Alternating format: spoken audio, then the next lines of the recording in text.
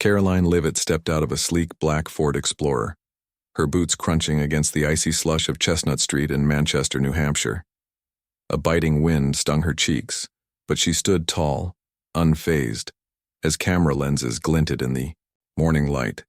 News vans crowded the sidewalk like scavengers circling a fresh story. She was no stranger to scrutiny, but today carried an edge, a tension she couldn't quite place. This was meant to be routine, a minor complaint tied to a speech she'd delivered at a veterans fundraiser last fall. One offhand remark, her lawyers insisted, had been plucked out of context and spun into an alleged breach of state campaign ethics. Someone had lodged a formal grievance, and the court had deemed it worth a hearing. Her team brushed it off as noise, nothing serious. Adjusting her navy coat, Caroline strode through the courthouse's glass doors, ready for a quick resolution. Beside her walked Alan Dorsey, her attorney, a steady figure whose calm demeanor never wavered, even under fire. They'd combed through every detail. The paperwork was airtight, the timeline unassailable. Confidence fueled their steps as they entered courtroom 4B. But the moment Judge Ronald Marks swept in, 5 minutes late, his robe askew and a tattered leather notebook tucked under his arm, the air shifted.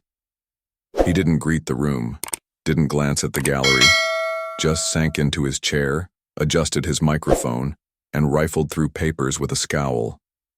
Caroline recognized him from TV clips, a former federal prosecutor turned Superior Court judge, known for his sharp tongue and unapologetic style. Some hailed him as a fearless crusader against corruption. Others muttered about his habit of skewing cases against political foes, especially conservatives. Today, she saw exactly which version had shown up. "Let's get this over with," he grumbled, barely looking up. His gaze landed on her file. "Miss Leavitt," he began, his tone dripping with disdain. "This isn't just about forms, it's about judgment. Yours. I'm baffled you thought that stunt at the veterans event was remotely defensible." Caroline held her ground, silent as Alan started to object. Marks cut him off with a flick of his hand. "Is this about ethics?" he mused aloud, clearly staging for the room. "Or just how low some will sink for attention, tainting public trust in the process?" The gallery stirred, reporters scribbled, onlookers shifted awkwardly. Alan whispered something, but Caroline stayed rooted, sensing the shift. This wasn't about her words last fall. This was personal. Marks's voice rose, baiting the cameras. "Your generation treats politics like a stage. Louder means truer, right? I'm not dazzled by your act or your overnight fame." The room morphed into a spectacle, the judge its self-appointed director. Caroline finally spoke, her voice steady. "Your Honor, are we here for the complaint, or is this a critique of my life's work?" Marks smirked, leaning back. "Sometimes, Miss Leavitt, they're one and the same." Alan stood, demanding the hearing refocus on its purpose, but Marks brushed him off. The courtroom ceased to feel judicial. It was a platform, and he held the reins. Then came a faint creak, the back door easing open. A court officer slipped, in unnoticed by most as eyes stayed glued to Marks's performance. He tapped his pen rhythmically against the bench. "Character," he sneered. "That's what they call it. Strong, bold, fighter. I read that in some glowing op-ed. But where was that boldness when you accused officials of betraying our nation at a fundraiser? Did you think no one would care? Or that your age excuses it?"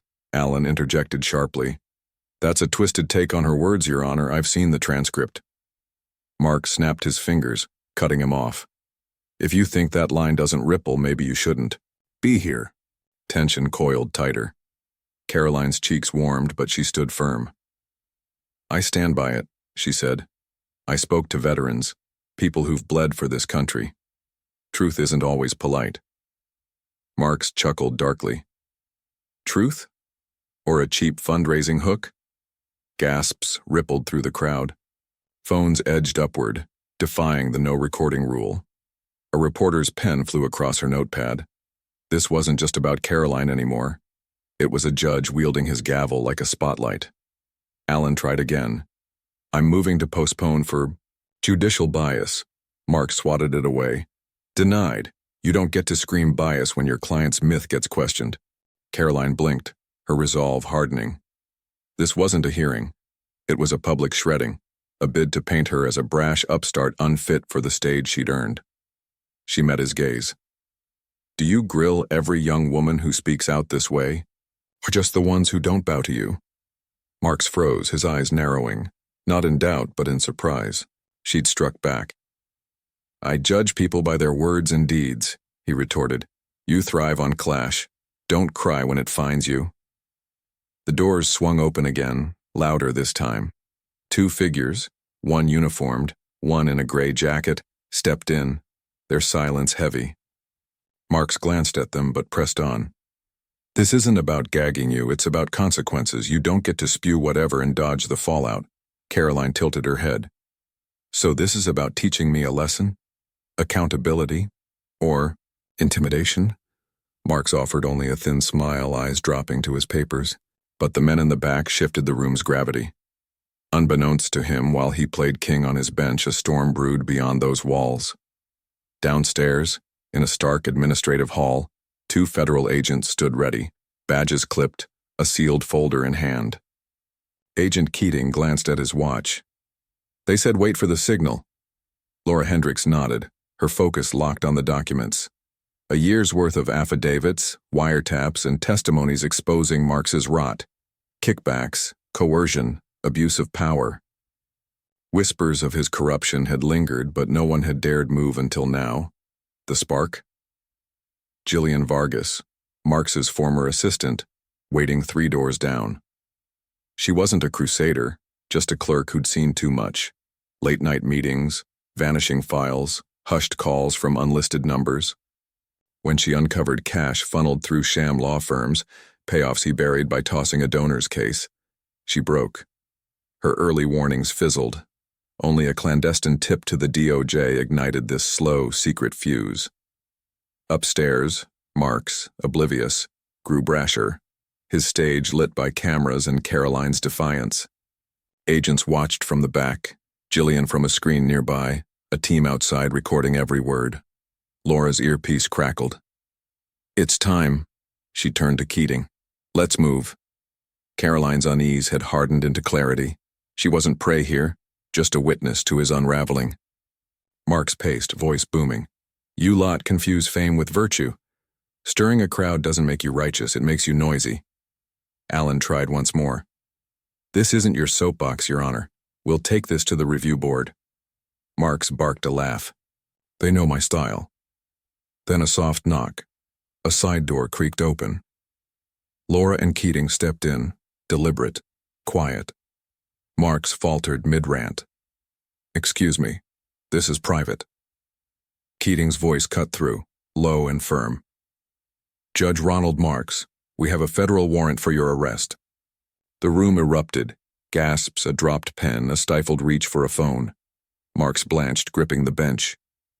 What is this? A frame-up? Her doing?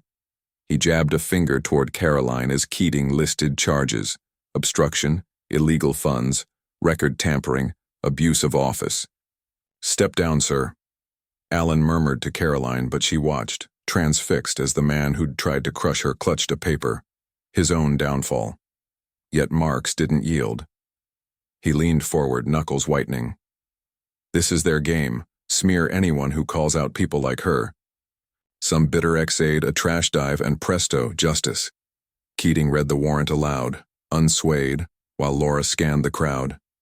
Marks roared. You think this isn't political? She waltzed in with cameras primed for this. Caroline stepped forward, heels clicking, silencing the chaos. I didn't orchestrate this, she said, unflinching.